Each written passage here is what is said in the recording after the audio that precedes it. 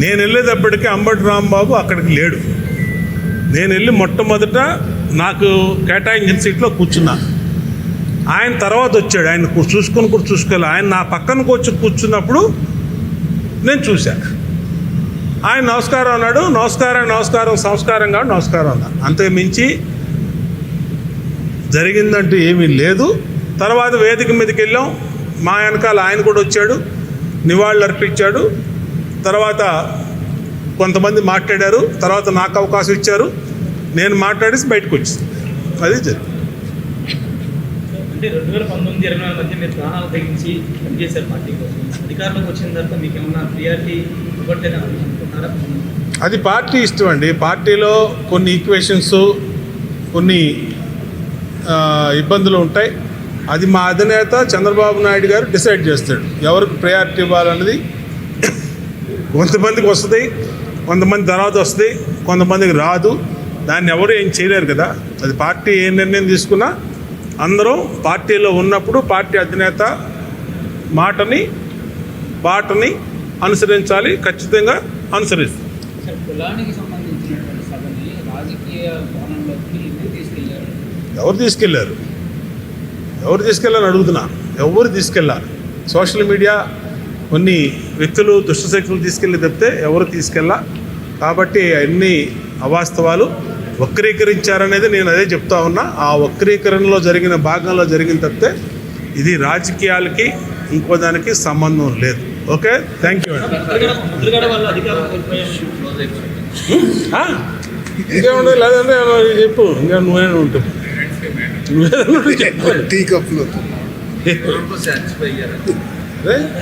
ఏం లేదు, అడుగు నువ్వు పని. జగన్ ట్రాప్ లో పట్టారని చెప్పి కొంతమంది నాయకులు మరి ఆయన్ని అడగండి. ఆయన్నే ఎవరు పడ్డారో ఏంటో ఆయన అడిగితే తెలుస్తుంది. ఇక చాలామంది ఉంటారు కదా సొసైటీలో. ఇప్పుడు పార్టీ అంటే పడినోళ్ళు, లేదంటే గ్యాప్ తేవాలనుకునే వాళ్ళు, ఇంకో రకంగా వైసీపీ, సోషల్ మీడియా, రకరకాల శక్తులు ఉన్నాయి. వాళ్ళు ఎవరు అంటే వాళ్ళకి వాళ్ళ భాషలో వాళ్ళు ఇష్టం వచ్చినట్టు రాసేసుకుంటారు. నేను అనన్న మాటలు కూడా కొన్ని టీవీల్లో స్టేట్మెంట్లకు వచ్చేసినాయి.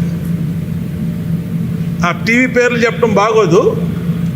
నేను ఆ రోజు ఉదయం 10 గంటలకు గుంటూరు వెళ్ళా, 11కి గుంటూరు వెళ్ళా, 12కి బయలుదేరి బయటకు వచ్చా. మళ్ళీ తర్వాత నిన్న సాయంత్రం పాదయాత్ర డోర్ టు డోర్ స్టార్ట్ అయినప్పుడు మాత్రమే మీడియాతో మాట్లాడా. మరి ఈ మధ్యలో స్టేట్మెంట్లన్నీ ఎవరిచ్చారు? నేను మాట్లాడకుండా, నేనేమి చెప్పకుండా ఎవరిచ్చారు ఈ స్టేట్మెంట్లు? ఎవరికీ తెలియదు. కాబట్టి అంటే ఎంత ఫాస్ట్ అయిపోయారంటే ఒక అబద్ధాన్ని స్ప్రెడ్ చేయడానికి, ఒక అవాస్తవాన్ని ఇచ్చేయడానికి ఇష్టారీతిని వెళ్ళిపోయారు. చూపించమనండి ఆ స్టేట్మెంట్లు ప్రచురించిన టీవీలను అడుగుతూ ఉన్నా, సోషల్ మీడియాని అడుగుతాను, వీడియో చూపించండి. ఇప్పుడు బాగుండవమ్మా, ఇన్ని కెమెరాల ముందు ఇన్ని ఇదిలో మాట్లాడుతున్నావు, నాది ప్రతిదీ రికార్డ్ అవుతుంది. నిన్న నేను మాట్లాడా, అది రికార్డ్ అయింది. రికార్డ్ అయినట్టు చూపించండి, తప్పేమీ లేదు. నేను చెప్పింది నాది ఏదన్నా తప్పు మాట్లాడినా, అవాస్తవం మాట్లాడినా నన్ను అదే ప్రజెంట్ చేయండి, ఇబ్బంది లేదు. కానీ మాట్లాడినట్టు స్క్రోలింగ్లు వేసుకొని కొన్ని ఇచ్చేశారు. దానివల్లే ఈ గ్యాప్ అంతా పార్టీలో వచ్చింది. అది ఇప్పుడు పార్టీలో అడిగారు. నేను స్పష్టంగా చెప్పా, ఏ ఒక్క ఆ రోజు 12ంటికి తర్వాత వచ్చినాక నేను ఏ ఒక్క టీవీ ముందు కానీ, లేదంటే నా సెల్ఫీ వీడియో కానీ, సోషల్ మీడియాలో కానీ నేను మాట్లాడినట్టు ఉంటే మీరు చూపించండి అంటే వాళ్ళు ఆశ్చర్యపోయారు. అంటే ఇట్టా కూడా జరుగుతున్నాయా అని చెప్పి అన్నారు. అది చెప్పండి. సరే, ఇప్పుడు అది వక్రీకరించారు, అదంతా ఓకే, మీరు మాట్లాడారు.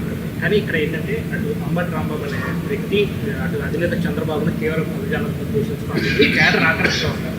అలాంటి వ్యక్తితో చూసిన వీడియోలు బట్టి కానీ అక్కడ వక్రీకరణ లేదు. మీరు సన్నిహితంగా మెలగటం కానీ, ఆయన పక్కన కూర్చోవటం కానీ, అట్లా వెళ్ళటం అనేది కొంత కార్యకర్తలకి, నేతలకి ఇక్కడ ఆగ్రహం తెప్పించింది. ఆ ఘటన కొద్దిగా సీరియస్ అయింది అన్నది ఒక వాదన ఉంది. దాన్ని నేను వెళ్ళేటప్పటికీ అంబటి రాంబాబు అక్కడికి లేడు. నేను వెళ్ళి మొట్టమొదట నాకు కేటాయించిన సీట్లో నేను వెళ్ళేటప్పటికి అంబటి రాంబాబు అక్కడికి లేడు. నేను వెళ్ళి మొట్టమొదట నాకు కేటాయించిన సీట్లో కూర్చున్నా. ఆయన తర్వాత వచ్చాడు. ఆయన చూసుకోవాలి. ఆయన నా పక్కన కూర్చున్నప్పుడు నేను చూశాను. ఆయన నమస్కారం అన్నాడు. నమస్కారం సంస్కారంగా నమస్కారం అన్నా. అంతే మించి జరిగిందంటూ ఏమీ లేదు. తర్వాత వేదిక మీదకి వెళ్ళాం. మా వెనకాల ఆయన కూడా వచ్చాడు, నివాళులు అర్పించాడు. తర్వాత కొంతమంది మాట్లాడారు. తర్వాత నాకు అవకాశం ఇచ్చారు. నేను మాట్లాడేసి బయటకు వచ్చాను. అది జరిగింది. అంటే 2019-24 మధ్య మీరు ప్రాణాలు తెగించి పనిచేశారు పార్టీ కోసం. అధికారంలోకి వచ్చిన తర్వాత మీకు ఏమన్నా ప్రియారిటీ ఇవ్వట్లేదు అనుకుంటున్నారా? అది పార్టీ ఇష్టం అండి. పార్టీలో కొన్ని ఈక్వేషన్స్, కొన్ని ఇబ్బందులు ఉంటాయి. అది మా అధినేత చంద్రబాబు నాయుడు గారు డిసైడ్ చేస్తాడు ఎవరికి ప్రయారిటీ ఇవ్వాలన్నది. కొంతమందికి వస్తుంది, కొంతమంది తర్వాత వస్తుంది, కొంతమందికి రాదు. దాన్ని ఎవరు ఏం చేయలేరు కదా. అది పార్టీ ఏ నిర్ణయం తీసుకున్నా అందరం పార్టీలో ఉన్నప్పుడు పార్టీ అధినేత బాటని అనుసరించాలి. ఖచ్చితంగా అనుసరిస్తాం. సార్, కులానికి సంబంధించినటువంటి సభని రాజకీయ కోణంలోకి ఎందుకు తీసుకెళ్లారు? ఎవరు తీసుకెళ్ళాలని అడుగుతున్నా. ఎవరు తీసుకెళ్ళాలి? సోషల్ మీడియా కొన్ని వ్యక్తులు, దుష్టశక్తులు తీసుకెళ్ళి తప్పితే ఎవరు తీసుకెళ్ళా. కాబట్టి అన్ని అవాస్తవాలు వక్రీకరించారనేది నేను అదే చెప్తా ఉన్నా. ఆ వక్రీకరణలో జరిగిన భాగంలో జరిగిన తప్పితే ఇది రాజకీయాలకి ఇంకో దానికి సంబంధం లేదు. ఓకే, థ్యాంక్ యూ అండి. ముద్రగడ వాళ్ళు అధికారం కోల్పోయారు. ఇంకేముండదు, లేదంటే చెప్పు. ఇంకా నువ్వేనా ఉంటుంది, టీ కప్లో ఏం లేదు, అడుగు నువ్వు పొంది. సార్, జగన్ ట్రాప్ లో పట్టారని చెప్పి కొంతమంది నాయకులు కామెంట్ చేశారు. కొంతమంది జగన్ ట్రాప్ లో పడుతున్నారు. మరి ఆయన్ని అడగండి. ఆయన్నే ఎవరు పడ్డారో ఏంటో ఆయన అడిగితే తెలుస్తుంది. ఇక చాలామంది ఉంటారు కదా సొసైటీలో. ఇప్పుడు పార్టీ అంటే పడినోళ్ళు, లేదంటే గ్యాప్ తేవాలనుకునే వాళ్ళు, ఇంకో రకంగా వైసీపీ, సోషల్ మీడియా, రకరకాల శక్తులు ఉన్నాయి. వాళ్ళు ఎవరు అంటే వాళ్ళకి వాళ్ళ భాషలో వాళ్ళు ఇష్టం వచ్చినట్టు రాసేసుకుంటారు. నేను అనన్న మాటలు కూడా కొన్ని టీవీల్లో స్టేట్మెంట్లకు వచ్చేసినాయి. ఆ టీవీ పేర్లు చెప్పడం బాగోదు. నేను ఆ రోజు ఉదయం 10 గంటలకు గుంటూరు వెళ్ళా, 11కి గుంటూరు వెళ్ళా, 12కి బయలుదేరి బయటకు వచ్చా. మళ్ళీ తర్వాత నిన్న సాయంత్రం పాదయాత్ర డోర్ టు డోర్ స్టార్ట్ అయినప్పుడు మాత్రమే మీడియాతో మాట్లాడా. మరి ఈ మధ్యలో స్టేట్మెంట్లన్నీ ఎవరిచ్చారు? నేను మాట్లాడకుండా, నేనేమి చెప్పకుండా ఎవరిచ్చారు ఈ స్టేట్మెంట్లు? ఎవరికీ తెలియదు.